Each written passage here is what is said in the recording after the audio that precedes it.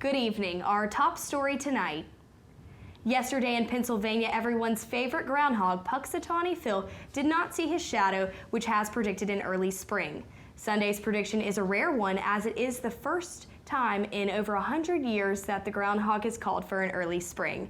During the 134th celebration of Groundhog's Day, the good news of warmer weather led Groundhog Phil's handlers to lift him up while the crowd celebrated.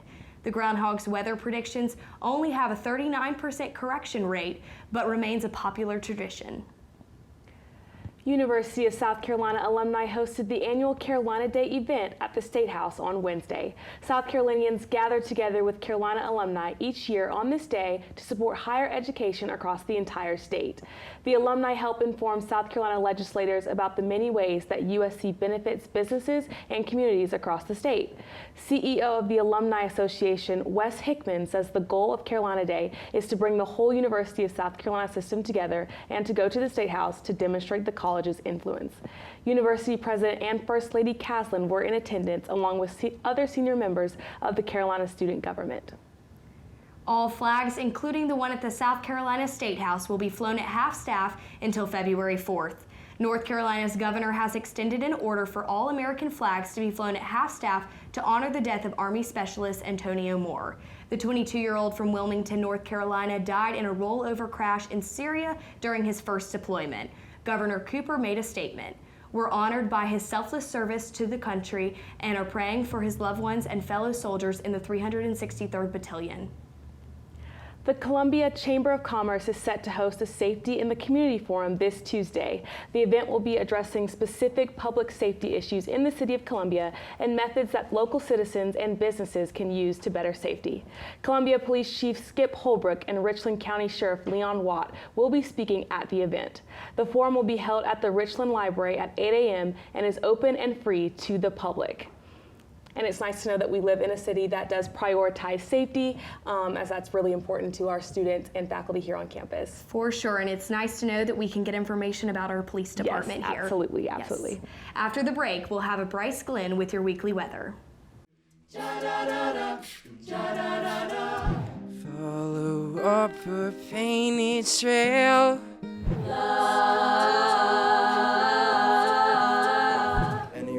Every week, a new performance.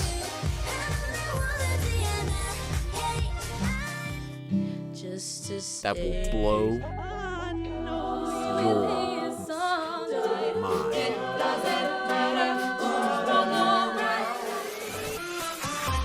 You're watching the Greenhouse Concert Series on SGTV News 4.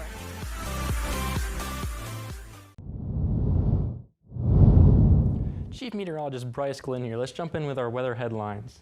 To begin with, we're going to have some warm temperatures through Thursday. Lots of rain to come starting on Wednesday into Thursday. We'll have a nice cool down on Friday, and that rain will get out of there and leave us with a nice sunny weekend. For our temperature trend this week, it's a little bit warm out there. You may have noticed today. It's 75 today, but then tomorrow we'll be jumping down to 71, 72 on Wednesday, 73 on Thursday. Move over to Friday, we'll be at 59, back down below the average of 63, jumping up back on Saturday to 60, and then 62 on Sunday.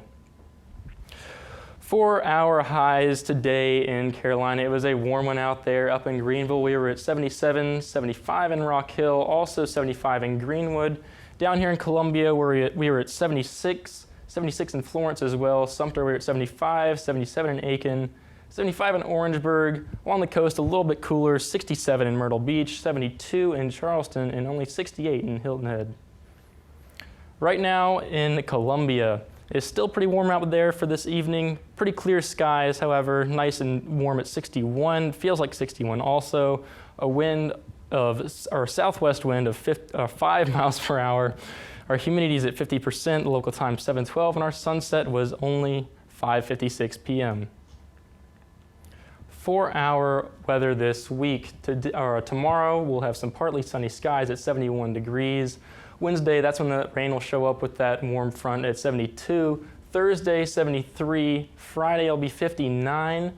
with some clouds in the sky. Those clouds are moving out for Saturday, though, at 60 and then 62 and clear on Sunday. Good morning and welcome to What's Going On. Welcome to Friday Morning Live. I'm Caitlin Ashbaugh, and this is News Wrap, where we highlight this Behind week's every biggest great stories. news Down here organization to Columbia is a team. 99, highest in the state. Welcome to Carolina Calendar, coming to you from the Kennedy Greenhouse Studio.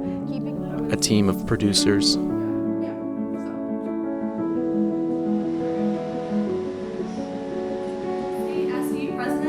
team of anchors, Three-year-old Janelle Burton for armed robbery. Earlier this week, rumors stirred that President Castlin was looking to reporters, why they chose to participate in such a worthy cause. fall of 2022. But behind me, residents. It's one of those well-known traditions on campus. From the tiger burn to playing the sand. but we're not just a team. This is like my life in the future. I know. Word now for the first day of fall. We're a family. I love game day. No one keeps you closer.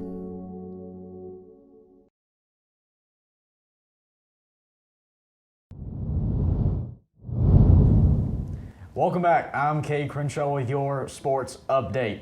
Well, the Kansas City Chiefs overcame a 10-point deficit in the fourth quarter on Sunday night to win their first Super Bowl in 50 years as they took down the San Francisco 49ers 31-20.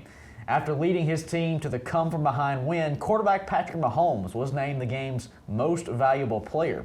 While Mahomes struggled for most of the game with 2 interceptions that really put the Chiefs behind the 8 ball, they were facing a 20-10 deficit at the start of the fourth quarter. He came back and threw 2 clutch touchdown drives to take the lead and eventually seal the win. Mahomes, at just 24 years old, became the youngest quarterback ever to be named Super Bowl MVP. In basketball news, Frank Martin and the Gamecock men's basketball team made it 3 straight wins on Saturday afternoon with a 22-point win over Missouri. Our Lucas Venturas has more. In a very fast-paced and physical game, the South Carolina Gamecocks turned to senior Mike Kotsar, who had 21 points and 11 rebounds, to propel the Gamecocks to a 76-54-point win over the Missouri Tigers.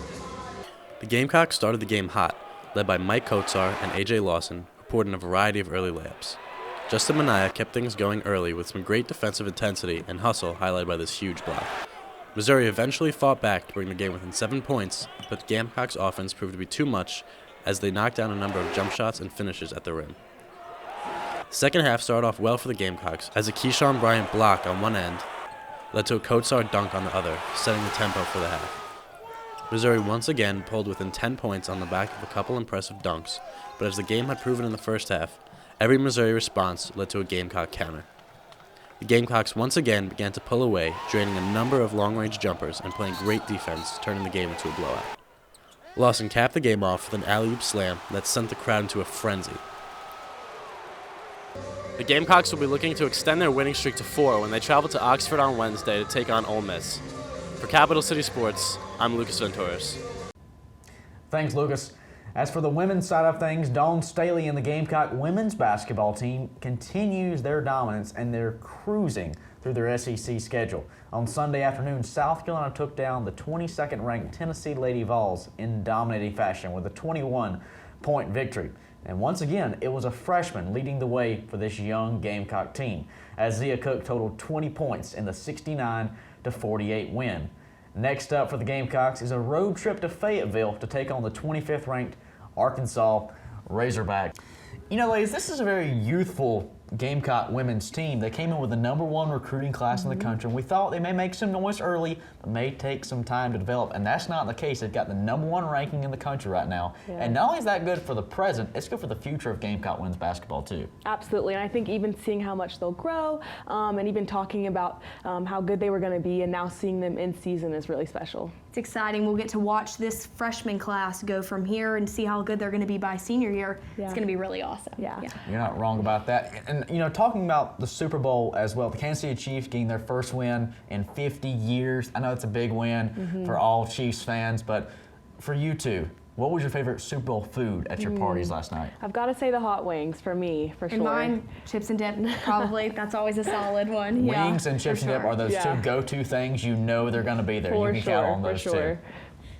So Lydia, I heard you got to do something super fun in the library. I did. I got to go over to T-Coop the other day and they gave me virtual reality goggles. Got to put them on and I kind of got to go to Rome, which you'll see coming up. Yeah. But yeah, cost-efficient travel right there. We That's love the way that. to do it. Yeah, check it out. I am not at USC anymore. Today here at the Special Collection Library, people came out to see the work of Giovanni Piranesi. The event showcased 10 volumes of Piranesi's work, massive, oversized books full of etchings of Rome. So Piranesi got his start selling small views of tourist sites, pilgrimage sites, and Roman ruins. His career then took off with the production of much larger views of Rome. But guests could do more than look at these etchings, they could look around them as well. Honestly, we're using the same technology that popular video games are made on. Fortnite, Madden, they're all made in the same type of video game engine. Piranesi, as an innovative lover of technology, would jump at any sort of new use of technology in order to explore his vision of the world around him. I got the chance to see it for myself. Oh my goodness, I'm in Rome. How neat. Look at that column. I am not at USC anymore. I'm scared I'm gonna trip over something. Nope, the virtual walls will keep me from that. I can see the sky that way and I turn this way. And there's the dome of the ceiling. This is so cool. I've never done virtual reality. The technology brings the work to life for people who have never seen it before. It's a really cool way to try and transform this project and bring it to a new audience. But for some, it's just a way to see a new place. Don't even have to go to Rome, we bring it to you. It's the American way. There will be a full exhibit next fall. For SGTV News 4, I'm Lydia Blackstone. And I so enjoyed my time in Rome. Well, look, you had a pretty fun trip. I did. Yeah, those columns were pretty wild. They were The columns, fun. yes. I saw a lot while I was in there. I had Absolutely. a great time for sure. Thanks so much for joining us tonight. Make sure to follow us on Twitter at SGTV News 4 to keep up to date on all things USC. For SGTV News 4, I'm Lydia Blackstone. I'm Olivia Brown. I'm Bryce Glenn. And I'm Kay Crenshaw. Have a great week, Carolina. Forever to thee.